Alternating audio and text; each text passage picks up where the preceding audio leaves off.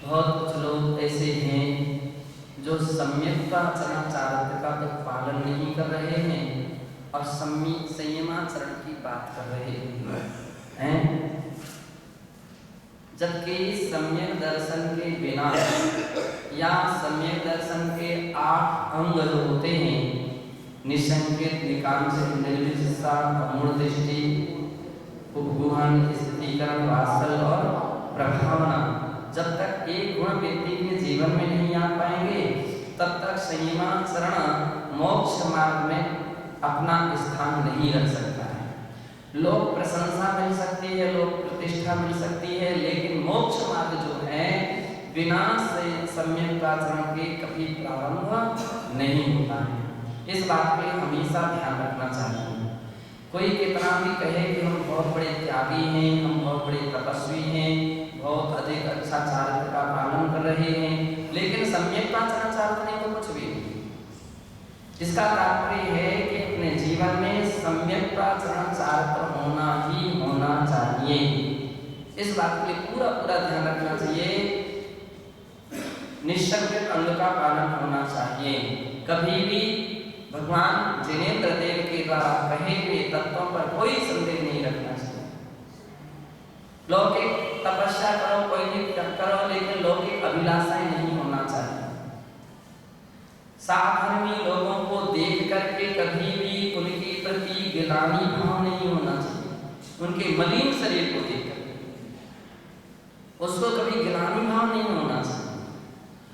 और अगर किसी से कहीं कोई समस्या रह जाए तो पूरी परंपरा और पूरी पद्धतियों को नहीं, अमूढ़ दृष्टि, मूढ़ता नहीं, आगम से उस बात का मिलान करना चाहिए। चाहे कोई प्रशंसा हो चाहे ना हो, चाहे प्रतिष्ठा मिले चाहे ना मिले, आगम जो कह रहा है वह ही सत्य है, उसके अनुसार ही हमको चलना। एक आगमानुसार चलिया है। आगम को छोड़ करके यदि हम चल रहे हैं, आगम को तोड़ करके चल रहे हैं, तो वह सम्यक मार्ग नहीं है। इसलिए मूढ़ता नहीं रखना। फिर देखा देखी, उसने ऐसा किया तो हम भी ऐसा कर लेते हैं, वे भी तो ऐसा कर रहे हैं, वे भी। अरे कौन क्या कर रहा है, उसकी अपेक्षा आगम क्या कह रहा है, इस बात का हमको पूरा ध्यान रखना चाहिए। लोग दृष्टि में प्राय करके ऐसे लोग अधिक हैं संसार में जो गिरगिट की तरह अपना अपना रंग बदलते हैं। गंगा गए गंगादास और जमुना गए सो जमुनादास। तो उनका कोई सिद्धांत ही नहीं मालूम चल पाता कि भाई क्या है। इसलिए जैनाचार्य ने सबसे बड़ी बात कही, अमूढ़ दृष्टि। किसी का मूढ़ता मत रखो, आगम क्या कह रहा है उसके अनुसार चलो। अगर कोई व्यक्ति अपने मार्ग से चलित हो रहा है तो उसको देख करके मजा मत उड़ाओ, उसको देख करके हंसी मत उड़ाओ, अपितु दयालु हो जाइए। कितना सुंदर शब्द का प्रयोग किया है संत भक्त स्वामी ने, सनाथा पेट पेट, है ना? नहीं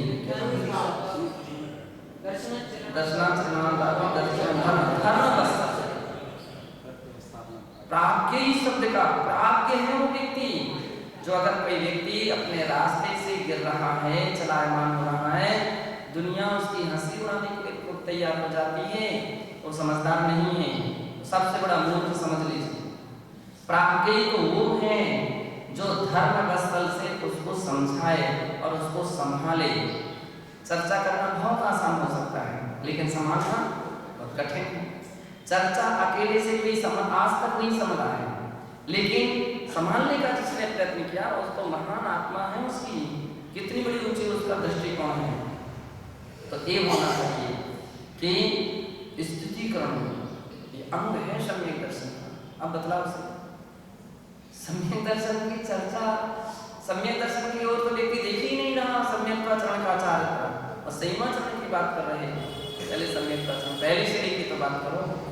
सम्यक्ताचरण और यानी स्थितीकरण, उपगुहन, और उपगुहन का अर्थ होता है कि दर्शनां चरणाद्वा नहीं स्वर्गोत्थान प्रति सदकावः स्वयं शुद्धस्य मार्गस्य वाक्यस्य जनास्यां वाचकं यत् प्रमार्जन्ति वदन्तु।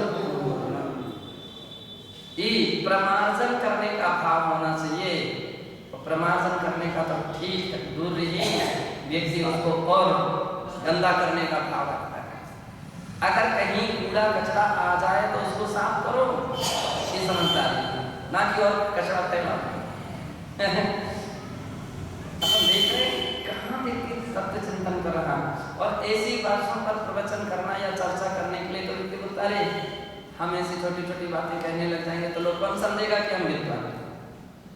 अरे कोई समझे ना समझे, लेकिन सही तो धर्म यही है कि जहाँ जो बीमारी है उस प्रकार की उसको औषधि दीजिए और दवा दीजिए, तो वो औषधि दान सार्थक है। और जहाँ बीमारी नहीं है वहाँ तुम औषधि लगा हैं। कोई रोग नहीं है मलहम दे रहे हो, लो भैया एक घाव पर लगा लो, घाव ही नहीं। जो घाव है जहाँ पर जिसके लिए उसको मलहम दीजिए, वो प्रकार उस प्रकार की दवा दीजिए कि जिससे उसका रोग ठीक हो जाए। वो दयालु प्रवृत्ति वाला व्यक्ति है। तो ये कहलाता है कि उस गंदे को प्रमार्जित करो, क्योंकि आज का संसार ऐसा है कि एक बार कहीं गलत प्रभाव से प्रभावित हो गया, अब उसकी बात को निकालना टेढ़ी खीर है। आप देखो एक बार किसी के प्रति कहीं गलत अश्रद्धा उत्पन्न हो जाए धर्म के प्रति, तो उसकी दूर करना बड़ा कठिन है। इसलिए सबसे बड़ी बहादुरी इसमें है कि भाई ऐसी स्थिति तक ना आ पाए, वो लाइलाज बीमारी ना हो जाए, और अवसर पाकर के खाली छिपाते और ढकते नहीं रहना चाहिए। अगर सत्य है तो उसको संभालो, उसका स्थिरीकरण करो, और अन्यथा बहुत सारे तो सत्य नहीं रहते हैं, आपस के वैर विरोध के तरीके रहते हैं, रंजस निकालने के तरीके। तो चाहे जिसके ऊपर तुम छींटे उलझा दीजिए, अब वो तो उलझाना बहुत सरल है ना। तो उपगुहन स्थितीकरण, और फिर सातवां अंग दिया है वात्सल्य। साधर्मी से हमारा कैसा वात्सल्य होना चाहिए। साधर्मी के प्रति हम गाय बछड़े की तरह कैसे स्नेह होना चाहिए, कैसे प्रीति, एक दूसरे के पास एक दूसरा कैसे आदर के साथ बैठे, कैसे एक दूसरे के लिए एडजस्ट करके रहे। अपनी बहुत अच्छी बात है। मान लीजिए कुछ अपन समूह में अपन देख रहे हैं कि परस्पर का वात्सल्य भाव था, कोई 19-20 बात भी हो जाए, धक्का लग गया, जगह कम मिली, आगे पीछे कहीं बैठने का अवसर मिल गया, फिर भी एडजस्ट कर लेते, ये वात्सल्य है। ये सबसे बड़ा वात्सल्य है। बिना इस प्रकार के वात्सल्य के भाव, बिना उत्कृष्ट विचार परिणामों में निर्मलता नहीं आ सकती है। अन्यथा गुनगुनाते रहते उसने अब जिसकी आवाज ऐसी आ रही है, आप उसकी दृष्टि देख लो। जिसकी दृष्टि में इस प्रकार से आ रहा, उसकी नाक देख लीजिए, नाक सिकुड़ेगी। अब उसके चेहरे को देख रहे हो, चेहरा जब ऐसा दिख रहा है तो उसकी मन को भी देखो, उसकी आत्मा को भी देखो। अब उसका मन क्या कैसा दिख रहा है, ये पहचान है। Heart face in the heart in the face in the index of the heart. Face चेहरा उसके हृदय को दिखा रहा है। चेहरा उसकी भाषा, उसके शरीर की प्रक्रिया ये व्यक्ति के परिणाम को, परिणति को बतला देती है कि भाई उस व्यक्ति की कैसी परिणति है।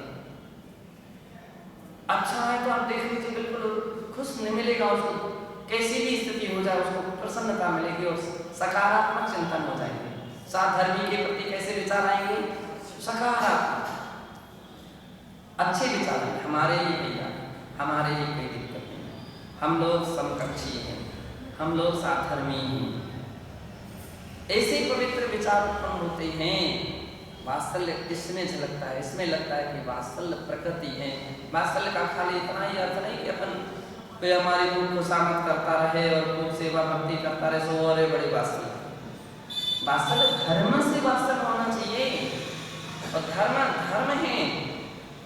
धर्म के विषय में कभी कभी कटुताएं नजर आ सकती हैं, लेकिन सच्चा वात्सल्य है वो। अगर कोई व्यक्ति समय पर स्वाध्याय नहीं कर रहा है, प्रतिक्रमण नहीं कर रहा है, सामायिक नहीं कर रहा, उसको धीरे से इशारा कर दीजिए, सो नहीं, उठने का समय हो गया, सामायिक का समय। हम उसके लिए सबसे बड़ा वात्सल्य प्रकृति वाला व्यक्ति कहेंगे कि उसने क्या सावधान कर दिया, लेकिन सुने तो अपने आप आज उसको दंड मिलेगा, आज प्रायश्चित मिलेगा, हम शिकायत करेंगे उससे, सोते रहे, जगाना अभी नहीं जगाना, अभी नहीं जगाना। वो अवात्सल्य प्रकृति वाला है और सम्यक दृष्टि नहीं है। सम्यक दृष्टि कौन? सम्यक दृष्टि उसे कहते जो सावधान करे। उस समय खराब भी लग सकता है, हो सकता है और सामने वाला कहे कि क्या तुम हमको बार बार परेशान करते हो, बार बार उठाते हो, बार बार हमको शांति से सोने नहीं देते हो, शांति से हमको मान लीजिए आराम नहीं करने देते हो। और दूसरा व्यक्ति होता है आराम बाद में कर लेना, ये समय आराम का नहीं है, अपना स्वाध्याय का है। कितनी बड़ी खुशी होती है। सामायिक का है, प्रतिक्रमण का है, और भी ऐसे जो भी अपने आवश्यक कर्तव्य हैं उस कर्तव्यों का है। ऐसा जो रास्ता दिखाता है वो सबसे बड़ा हितैषी माना गया है। सबसे बड़ा हितैषी जो अपन को तत्कालता में तो खराब लगता है, लेकिन उसका कालांतर में जो परिणाम निकलेगा उस समय लगता है कि बहुत अच्छे हैं। स्कूल में जो टीचर कंट्रोल करते हैं अपने बच्चों के लिए, सबक जो भी पढ़ाया गया है, होमवर्क कंप्लीट करने के लिए नहीं आया तो उसको कठोर व्यवहार करते हैं। वो टीचर तत्कालता में तो बुरे दिखते हैं, लेकिन जब परीक्षा में सफलता मिलती तब फिर याद आता है कि हमारे टीचर यदि इतने मजबूत ना होते, इतने कठोर व्यवहार ना रखते तो हम कुछ भी नहीं पढ़ पाते। माता पिता तब तक बुरे लगते हैं जब तक बच्चे के लिए समझ में नहीं आ जाती। तो मेरी माँ घूमने नहीं देती, मेरी माँ खेलने नहीं देती, मेरी माँ मिट्टी नहीं खाने देती, क्योंकि अभी वो समझदार नहीं है ना।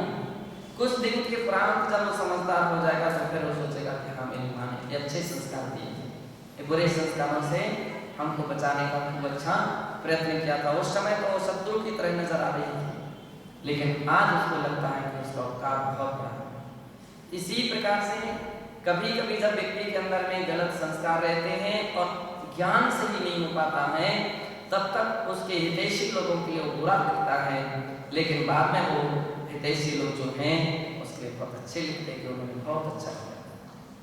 तो ऐसे वात्सल्य प्रकृति जिनके अंदर में होती है, प्रभावना का अर्थ होता है अप्रभावना से बचना।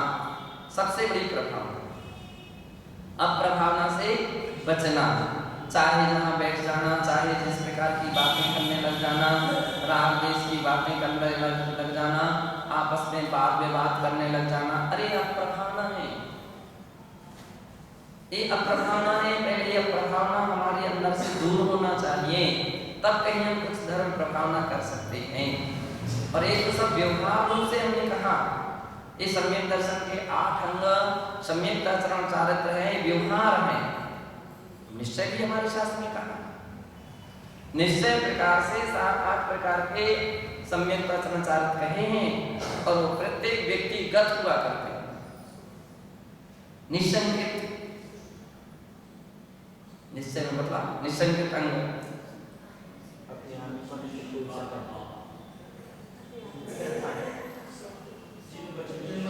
नहीं व्यवहार है। निश्चय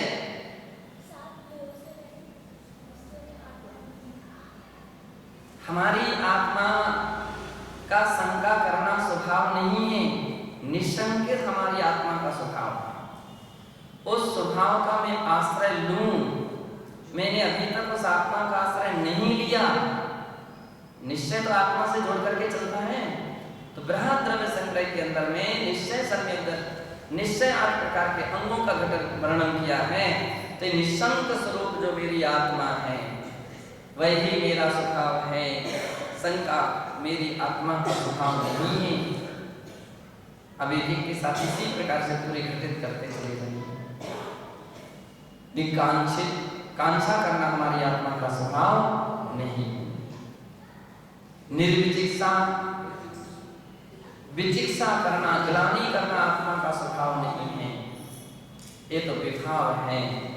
जब आत्मा के अंदर में इस प्रकार का चिंतन उत्पन्न होता है और अपनी आत्मा का ऐसे आत्मा का आश्रय के जो भाव हुआ करते हैं कि निर्जुगुप्सा स्वरूप जो हमारी आत्मा है वो हमारे लिए आश्रय करने योग्य है। जिसमें जुगुप्सा भाव आ गया अगर हमारी आत्मा में भी, तो जुगुप्सा भाव हमारी आत्मा को मलिन करने वाला है, ये हमारी आत्मा को पतित करने वाला है। ऐसे जिसकी आत्मा के अंदर में खेद भाव उत्पन्न हो जाता है वो निर्जुगुप्सा है। स्थितिकरण दूसरे के तो ठीक है, अपने ही स्थितिकरण के अंदर में तत्पर रहना कि जब साधक बैठता है तो वो ये मेरा स्वभाव है। इस स्वभाव रूप आचरण से, जिसे कि स्वरूपाचरण चार्थ कहा गया है, उससे गिरा और उसमें कैसे उठ सकता हूँ, कैसे संभल सकता हूँ, ऐसे जो भाव होना स्थितिकरण कहा है। अपने यहाँ छेद उपस्थापना, छेद फिर उपस्थापना। तो इस प्रकार के जो 8 प्रकार के अंग हैं, 8 प्रकार के अंग रूप आचरण करने का नाम है सम्यक्ताचरण चारित्र। और ये सम्यक्ताचरण चारित्र के पश्चात ही संयमाचरण चारित्र होता है, ऐसा कल अपन ने देखा था। और ऐसे सम्यक्ताचरण प्लस संयमाचरण बराबर नानी शब्द का प्रयोग किया था। ज्ञानी आध्यात्मिक दृष्टिकोण से ज्ञानी अप्रति नहीं हो सकता है, असंयमी नहीं हो सकता है। अध्यात्म बहुत ऊंची बात कर रहा है। अध्यात्म ज्ञानी किसे कह रहा है? सप्तम गुण स्थान वर्ती। अप्रमत्त मुनि जो हैं वे ज्ञानी कहलाते हैं। तम नानी तिहि गुप्तो, वे 3 गुप्ति से युक्त ज्ञानी हैं। ज्ञानी के छिन्नमाही त्रिगुप्तिते, 3 गुप्ति से जो सहित हैं, हम रोज पढ़ लेते हैं लोग, वे आध्यात्मिक दृष्टिकोण से ज्ञानी कहे जाते हैं। आज के समय में व्यक्ति ने सम्यक दृष्टि, मिथ्या दृष्टि और सप्तम, चौथे और 5वें और तीसरे दूसरे के भेद ही दूर करके हर व्यक्ति ज्ञानी हो। तो आध्यात्मिक की आप दृष्टि में बैठे हो, आध्यात्मिक की क्लास में बैठे हो, तो जिस श्रेणी में बैठे हो तो आपकी भाषा उसी श्रेणी में होना चाहिए। कहीं दुनिया दिग्भ्रमित ना हो जाए, क्योंकि मुनियों के वचन कैसे होते हैं? जग सुहित कर सब अहित हर सुधि सुखद सब संशय धर्म रोग हर जिनके वचन समझते हैं। एक आत्मा को उनको समझाना चाहिए कि ज्ञानी, आम तुम सब ज्ञानी नहीं हो आध्यात्मिक दृष्टि से। आप सब ज्ञानी कौन? जो शुद्धोपयोग में लीन है, इसे अप्रमत्त गुण स्थानवर्ती हो ज्ञानी। उसकी दृष्टि में तो कम से कम एक बार आ जाए कि हाँ वो आध्यात्मिक दृष्टि है और ये सामान्य लौकिक दृष्टि है। हम ये भी मानते हैं, चलो लौकिक दृष्टि से कहो, लेकिन इतना समझा दो कि नहीं तो वो समय साथ में बैठे हुए शब्दों, जितने भी जगह ज्ञानी शब्द का प्रयोग आएगा तो ये समझ में क्या वो तो यही कहेगा नहीं ज्ञानी, क्योंकि महाराज कह रहे हैं। तो उनको इतना तो भ्रम दूर हो जाए उसका कि भाई आप आम व्यक्ति ज्ञानी नहीं है। अगर ऐसा मान लोगे तो सप्तम गुण स्थान में और चौथे गुण स्थान और पहले गुण स्थान में कोई अंतर ही नहीं रहेगा। तो उसके महान पुरुषों की एक विशेषता प्रवचन का अर्थ किसे कहते हैं? शास्त्र पढ़ने का नाम प्रवचन नहीं है। शास्त्र पढ़ने का नाम प्रवचन नहीं है। शास्त्र से जो आपने निचोड़ करके रहस्य अमृत निकाला है और जहां आवश्यकता पड़े, जिन लोगों के लिए उस प्रकार का अमृत दे देना प्रवचन है। वो प्रवचन है। औषधि रखने का नाम केवल हॉस्पिटल नहीं है, सुई और इंजेक्शन लगाने का नाम केवल डॉक्टर नहीं है। वो पहले परखे तो सही इसके लिए कौन सी बीमारी है, क्या बोलते हैं उसको, पहले मान लीजिए पहले उसके रोग की खोज हो,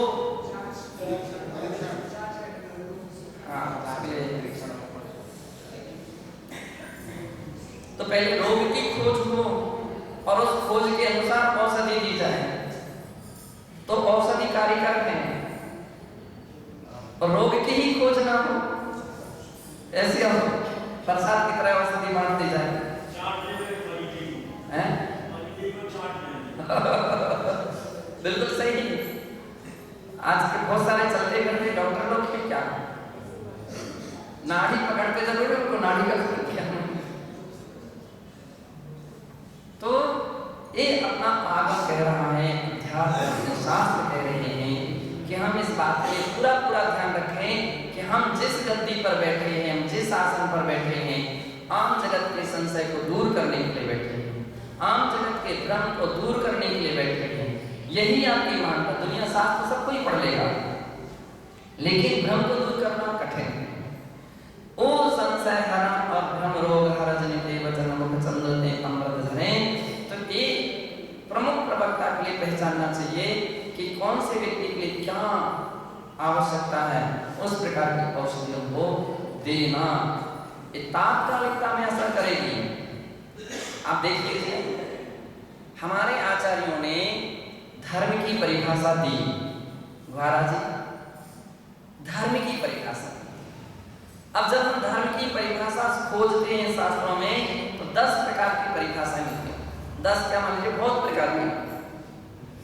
एक जगह आचार्य महाराज लिख रहे हैं दंसन मूलो धम्मो,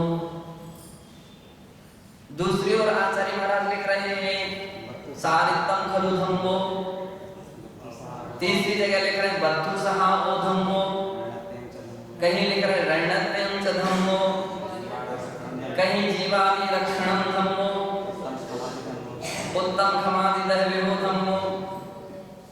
अब इतने प्रकार की परिभाषाएं आगम की हैं, आगम से बाहर की नहीं है। लेकिन आम लोग जो है ना, जो व्यक्ति पहली बार जब इस प्रकार की बात पढ़ेगा तो घबरा जाएगा, तो यार एक समझ में नहीं आया, कभी ऐसा कह दिया, कहीं ऐसा कह दिया, कहीं ऐसा कह दिया, कहीं ऐसा कह दिया, कहीं ऐसा नहीं। उन्होंने सब जो कुछ कहा है सब सही कहा, लेकिन क्यों? उनके सामने कोई हिंसक व्यक्ति पहुंचा है या सामने आया खड़ा है, हिंसक है, शिकार खेल रहा है या कोई भी हिंसा कर रहा है, उसके लिए आचार्य महाराज कहेंगे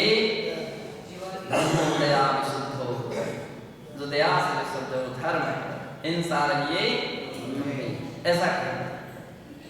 कोई मिथ्या दृष्टि है, मिथ्या जिसके अंदर में भरा हुआ है, उसके लिए कहेंगे दंसन मूलो सम्यक दर्शन धर्म है, मिथ्या को छोड़ो। अगर कोई चारित्र से विहीन है, चारित्र के प्रति प्रमादी है, आलसी है, चारित्र जिसके जीवन में नहीं आ पा रहा, उसके लिए कहेंगे चारित्रम खलु। जिसके लिए रत्नत्रय नहीं है, उसके लिए रयनत्रयम च धम्मो। मुनि महाराज हो गए तो केवल इतना मत सोच लीजिए कि किसी कमंडल ले लिया और हमारे पास हो सब कुछ हो गया, नहीं। उनके लिए कहेंगे धम्मो दया क्षमादि दहविहो खमादि, उत्तम समाधि 10 प्रकार का धर्म है, उस धर्म को धारण। तो इस प्रकार से आचार्यों की एक ऐसी प्रणाली रही कि जहां उनके सम्मुख जो व्यक्ति रहे हैं, उनकी पात्रता को ध्यान में रखते हुए उन्होंने वैसा वैसा उपदेश दिया है। पात्रता को ध्यान में रखते हुए आप अपन को जब भी कोई चर्चा करें तो इस पात्रता को पहले स्पष्ट करें कि कथन इस प्रकार से है, ये कथन इस प्रकार से कभी दिग्भ्रमित नहीं होगा। नहीं तो क्या हुए, आप बैठे बाहुने बैठे, आप तो दूसरों को पार करने की दृष्टि से बैठे थे, लेकिन दिग्भ्रम में आ गए और उनका भी संशय दूर करने वाले थे, उनसे ही संशय हो जाए। भ्रम रोग दूर करने वाले से अगर भ्रम रोग खड़ा हो जाए तो फिर अब वो भ्रम रोग तो लाइलाज हो जाएगा, उसका कोई इलाज ही नहीं हो सकता। तो वो कैसे अपन को पहचानना चाहिए कि इस प्रकार के लोगों के अंदर में दिग्भ्रांतियां हो सकती हैं, तो उस तत्व को हम कैसे स्पष्ट कर दें कि वो मोक्ष मार्ग में निर्मल हो जाए।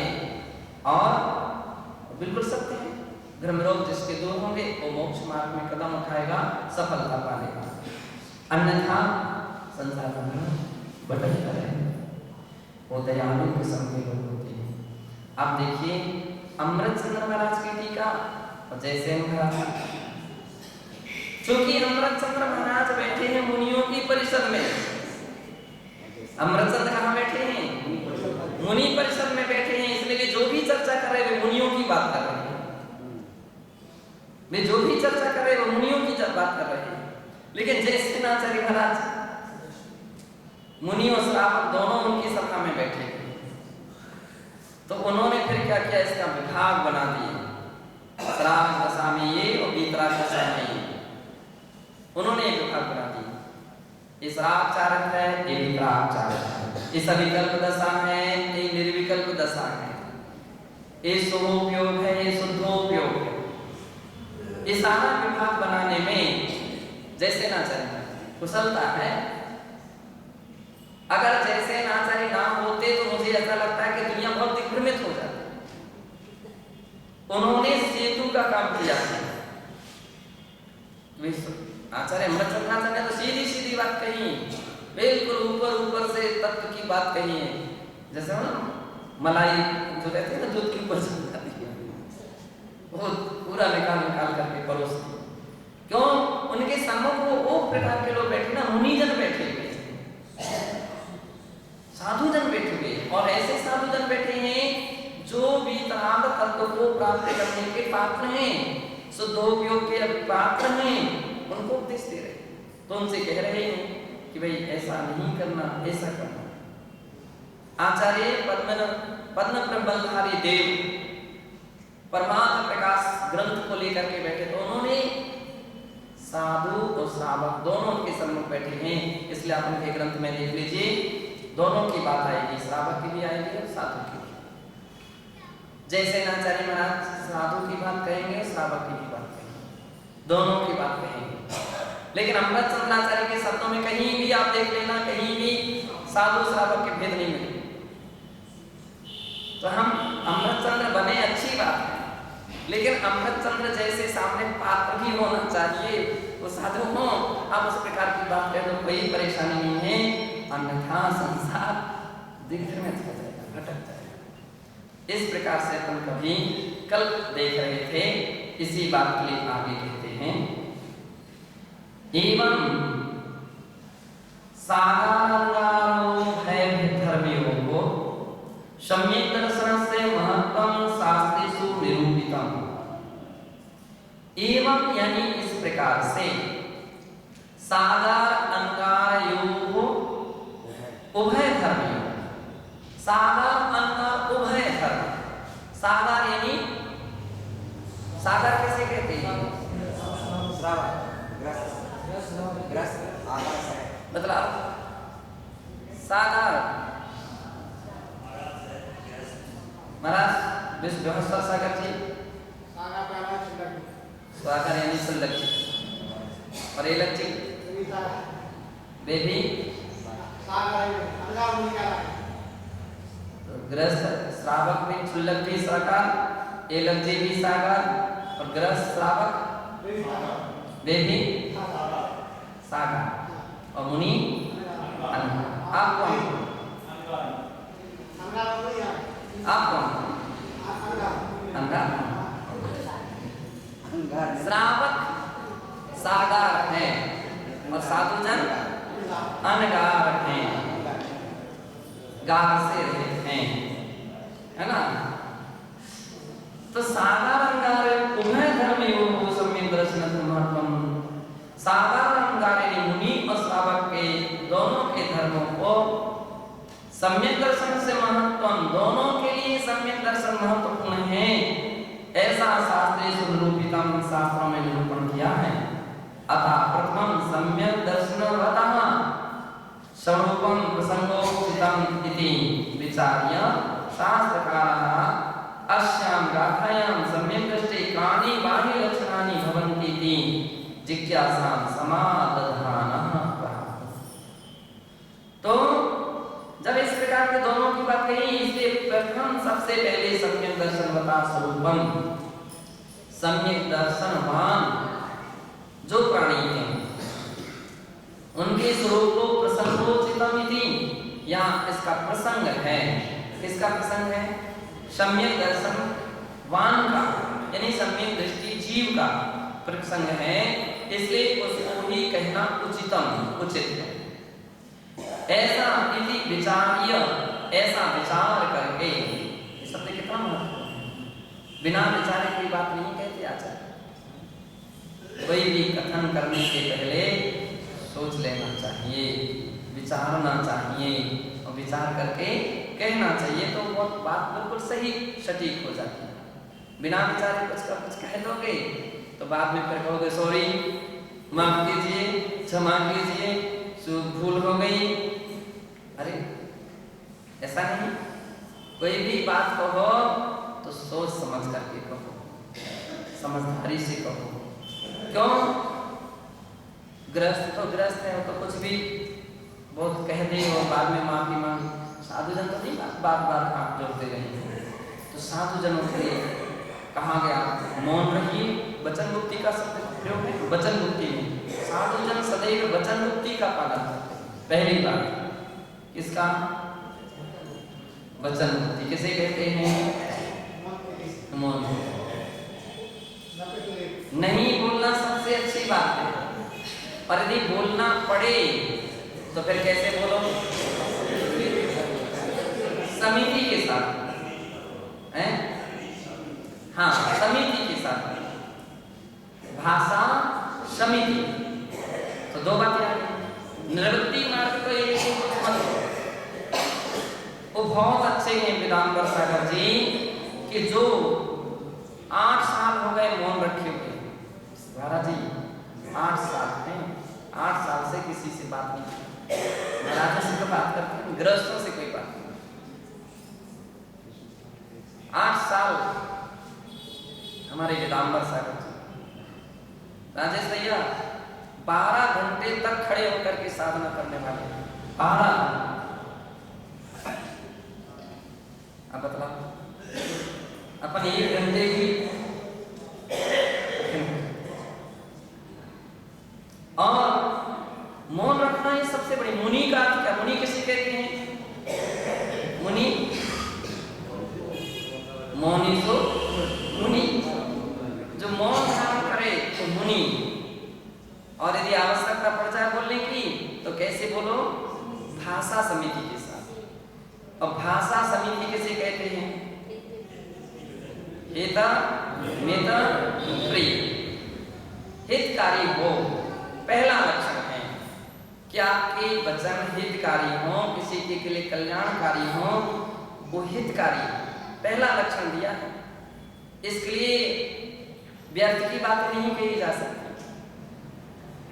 इसके लिए गप-सप नहीं की जा सकती, कही जा सकती, विकथा नहीं कहा जा सकता है। आप सोचिए एक किसी व्यक्ति को रास्ते पर लाने के लिए आचार्यों के लिए कितना पुरुषार्थ करना पड़ता है, कितनी मेहनत करनी पड़ती है। अलग अलग देश के, अलग अलग नगर के, अलग अलग घरों से आए हुए व्यक्ति हैं और अलग अलग उम्र के। अब उसको सांचे पर ढालना, उसको सांचे पर ढालना नहीं, कभी इशारे से तो कभी समझा करके तो कभी डांट करके। अरे कैसे किसको लाइन पर ला सकता, लेकिन सबको एक सांचे पर ला करके रख दिया। एक साथ बैठ रहे हैं, एक साथ उठ रहे हैं, एक साथ जा रहे हैं, एक साथ आ रहे हैं। अभी जो खुशी है, लेकिन मेहनत कितनी करनी पड़ी है। अगर अपन ऐसा सोच कर लेते कि अरे तो अनर्गल चर्चा है, अनर्गल वार्ता पर घंटे भर ऐसे खराब कर दिया, बर्बाद कर दिया, नहीं, 1 घंटे बर्बाद नहीं हो रहा है। अनादिकाल के संस्कार में आप सोचो तो सही, वो अनादिकाल के संस्कार कैसे दूर होंगे। बार बार की रस्सी के खींचने से वो संस्कार दूर होंगे। कुछ लोग ये समझते हैं खाली पन्ने पलट लेने का नाम साध्य है, लकीरें पूरी करने का नाम साध्य नहीं। सोच लो, अध्ययन सागर जी, अध्ययन और अध्यात्म, पन्ने अपने से कितनी भी पुस्तक पलट लें, लेकिन पुस्तक पलटने का नाम स्वाध्याय नहीं है। अपना कुछ ना कुछ मन भी पलटे हैं, कुछ ना कुछ अनादिकाल के संस्कारों भी परिवर्तन आए। और कैसे परिवर्तन आए? तो जब अपने से बैठते हैं तो वास्तविकता में जब कोई बात अपने हृदय तक पहुंचती है, अंदर तक पहुंचती है, प्रभाव पड़ता है, उसका बदलाव पड़ता है। पुराने समय में कोई सजाएं दी जाती थी तो सार्वजनिक सजाएं दी जाती थी। अब सार्वजनिक सजा देने की क्या आवश्यकता है? आप बताओ। किसी को फांसी लगना थी तो एक कमरे में लगा देते, लेकिन चौराहे पर अनाउंस करके और सबको आमंत्रण करके दिया गई सजा, इसके पीछे क्या सिद्धांत है? इसके पीछे भाई सबसे बड़ा सिद्धांत ये है कि जिसने की उसको तो ये सजा मिल ही रही है, लेकिन अब दूसरा कोई ऐसी गलती ना करे, ये उसके पीछे सिद्धांत है। किसी के लिए इस प्रकार के दंड दिए जाते थे या जो कुछ भी, इसके पीछे ये सिद्धांत रहता था। कोई बातें ऐसी हो सकती हैं जिसे अलग से बैठा करके समझाया जा सकता है, कुछ बातें ऐसी होती है जो सार्वजनिक समझाई जाती है। भाई ऐसी कोई बात है जो सबके सामने नहीं समझाई जा सकती, उसको तो अलग बैठा करके समझा दो। लेकिन अब सबको तो अलग अलग बैठा नहीं जा सकता है। 50 लोग हैं, 5-5 मिनट भी अगर किसी को देंगे तो कितने मिनट, कितने घंटे हैं? तो अपन तो ऐसा नहीं दे सकते। तो उसका तो सुंदर तरीका है, कुछ बातें ऐसी रहती है सार्वजनिक क्लास के माध्यम से, स्वाध्याय के माध्यम से, चर्चा के माध्यम से, प्रवचन के माध्यम से ये औषधियां पहुंचती हैं। और हमेशा बिल्कुल ये भी विश्वास रखो कि कुछ ना कुछ असर सभी पर पड़ता है। अगर गलती है तो उसको गलती की प्रमार्जन पर असर पड़ रहा है, गलती नहीं है उसको जानकारी भी नहीं है।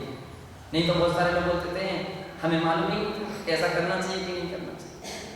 अब उसको तो मालूम चल रहा है ना कि हाँ ऐसा नहीं करना चाहिए, ऐसा काम करना चाहिए, तो उसको भी आइडिया लगता चला जा रहा है। तो एक बहुत बड़े महान विचार को समझना चाहिए। कभी ऐसे प्रसंग आ जाते हैं तो अपन लोगों को, क्योंकि अपना उस वहां तक चिंतन नहीं पहुंच पाता है, वहां तक विचार नहीं पहुंच पाता है, तो ऐसा लगता है अरे भैया अपना 1 घंटे ऐसे चला गया। लेकिन एक वैसे नहीं गया। वैसा कब जाता जब तुम व्यक्ति के राजकथा और स्त्री कथा और भोजन कथा और चोर कथा में बैठ जाते तो कहते ये तुम्हें विद्या हो गई। ये विद्या तो नहीं होती। दूसरी बात है कि अगर कहीं आप दूसरी जगह जाकर के आप सो जाते तो विद्या कहलाती, वो व्यर्थ की बातें कहलाती, अनंत समय खराब हो गया। जाकर के तुम कहीं राग द्वेष की बातें करने लग जाते, वो विद्या कहलाती, उसको वो समय खराब हो रहा है। लेकिन तत्व की व्याख्या जहां चल रही है, विवेचना जहां चल रही है, वो समय खराब नहीं हो रहा है, वो समय बहुत महत्वपूर्ण है। वो अपनी अंतरात्मा पर असर डालेगा, संस्कार डालेंगे। यही शब्द कालांतर में देशना लब्धि बन जाती है।